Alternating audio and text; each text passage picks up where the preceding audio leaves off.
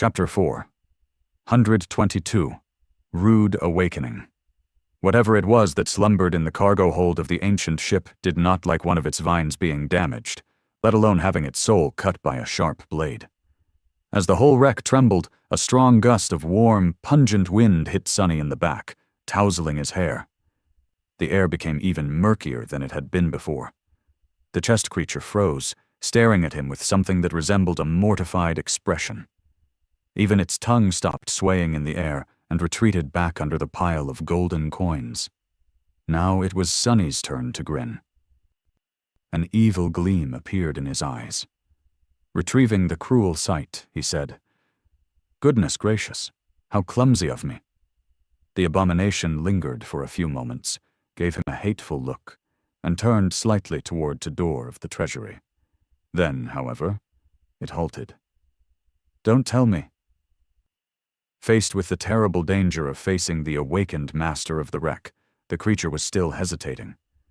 The prey was right in front of it. To Sonny's misfortune, he and the bizarre monstrosity shared one fundamental character flaw. Both were very, very greedy. Before he could even blink, the abomination suddenly turned back and lunged at him with a shrill giggle rumbling from somewhere in the depths of it.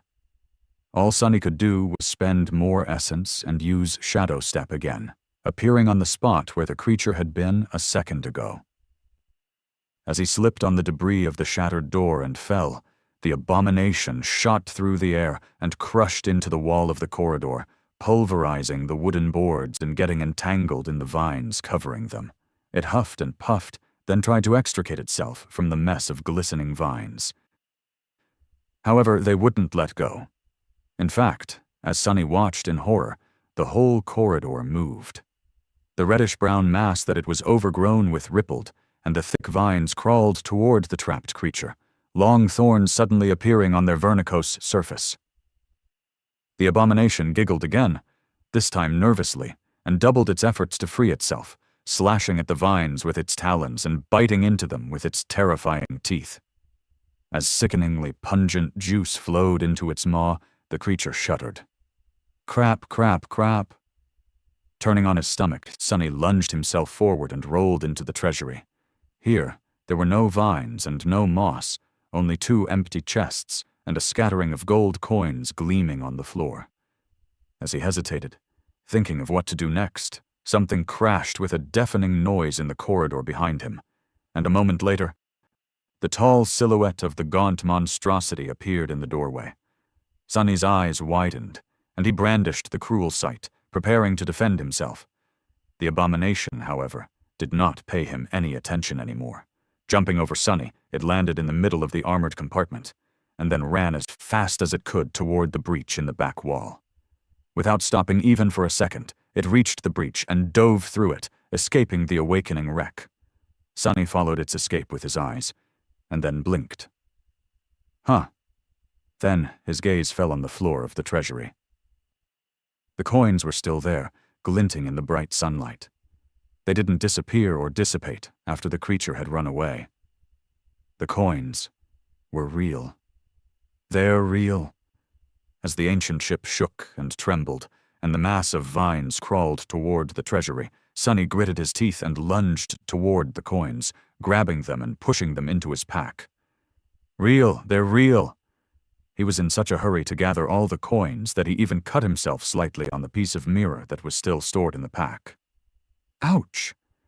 If these coins are real, then the rest of them inside that damned chest are real too.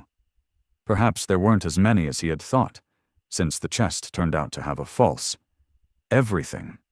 But just the top layer that was visible to the naked eyes had to contain 1,000 or more coins at least. As Sonny hunted down the last shiny golden disc left in the treasury, his attention was elsewhere. It was concentrated on his shadow, the one he had hidden in the abomination's own shade when it jumped over him. Now, the shadow was following the bizarre creature as it ran toward the edge of the island, its gangly arms swaying in the air. Sonny expected it to be assaulted by the sailor dolls, but the menacing wood wraiths seemed to be retreating from the wreck themselves. Some even dropped to the ground. turning back into piles of debris. The ground was moving. Well, what do you know? He thought that the dolls learned to fall apart and reassemble themselves as a way to combat the crushing, since many nightmare creatures on the Isles had adapted to its harsh reality in one way or another. But maybe this peculiar ability had initially been just the means to hide themselves from the being that inhabited the wreck. In any case, he couldn't let the chest escape, not when 1,000 shadow fragments were hidden inside the abominable thing. Palming the last coin, Sonny threw the pack over his shoulder, then picked up the cruel sight and stood up. A determined expression appeared on his face. The abomination was already halfway to the edge of the island. "Where are you running, bastard?" Diving into the shadows, he expended a large burst of essence and appeared out of his own shadow right in front of the creature. Since he could only use one hand now, the weapon memory had turned back into a short sword. Before the abomination could react, the cruel sight lashed out and bit it into its thigh. The silver blade went all the way through, escaping from the back of it in a rain of black blood. The chest let out a startled shriek, and then the monstrosity tumbled to the ground, rolling over its head and sending pieces of moss and mud flying into the air. The force of its crash was so fearsome that the ground trembled. Or was there another reason? Before Sonny could do anything, brown vines shot from under the moss, wrapping themselves around the body of the bizarre abomination. One of them, however, slid around his leg instead.